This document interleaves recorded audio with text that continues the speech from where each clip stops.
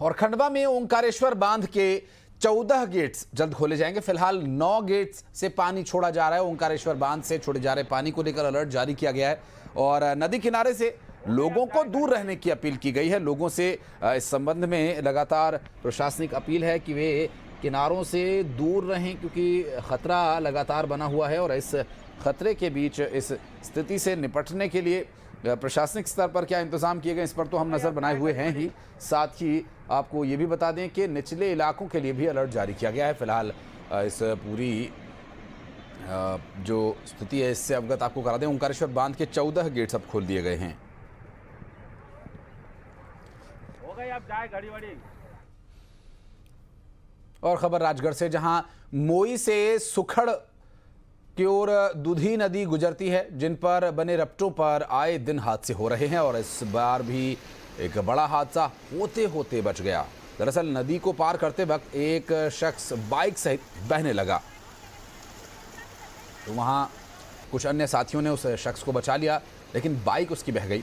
प्रशासन ने दोनों नदी पर छोटा छोटा रपटा बनाया हुआ है, जिससे ये समस्या बनी रहती है और बारिश की वजह से सभी नदी नाले उफान पर हैं। लोग जान जोखिम में डालकर ऐसे रास्तों से गुजर रहे हैं और ये काफ़ी ख़तरनाक हो जाता है। ये राजगढ़ से तस्वीरें जो सामने आई इसकी बानगी।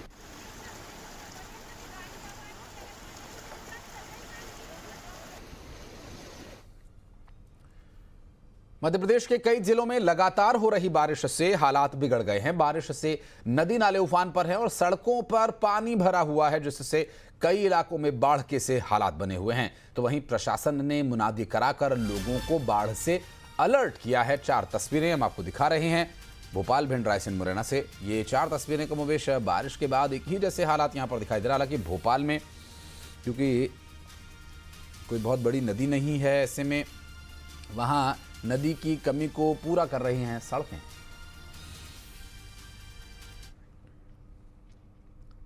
और नर्मदापुरम में लगातार तेज बारिश का दौर जारी है। आम जनजीवन व्यस्त हो गया है। तवा डैम के कैचमेंट एरिया में भी लगातार बारिश जारी है, इसलिए डैम के 9 गेट्स को 7-7 फीट तक खोलकर अतिरिक्त जल निकासी की जा रही है। और ये देखिए, प्रशासन ने तवा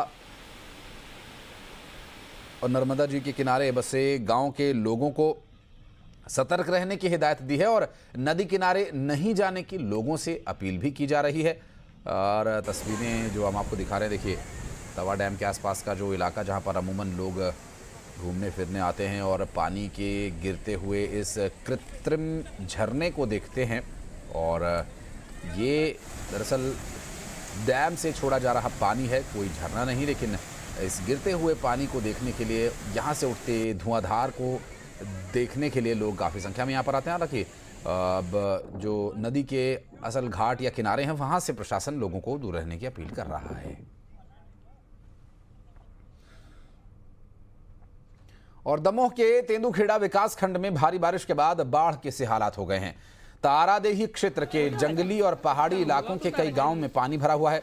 खेत में पानी लगने से जहां फसल खराब हो रही है, तो वहीं कई जगहों पर आने जाने के लिए रास्ता भी बंद है। कलेक्टर ने तेंदुखेड़ा क्षेत्र में भारी बारिश के चलते छुट्टी घोषित कर दी है और प्रशासन को भी अलर्ट मोड पर रखा हुआ है। इसके साथ ही लोगों से नदी नालों के किनारे न जाने की अपील की जा रही है।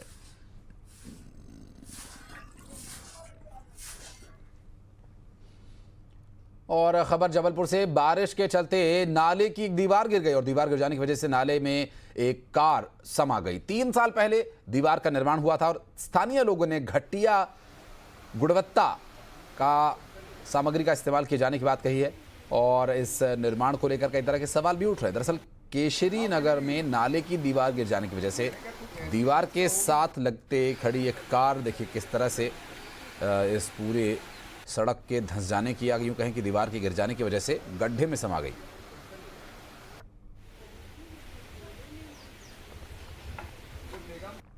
हाँ पंडित जी, मैंने कहा कुछ ऐसी व्यवस्था होगी।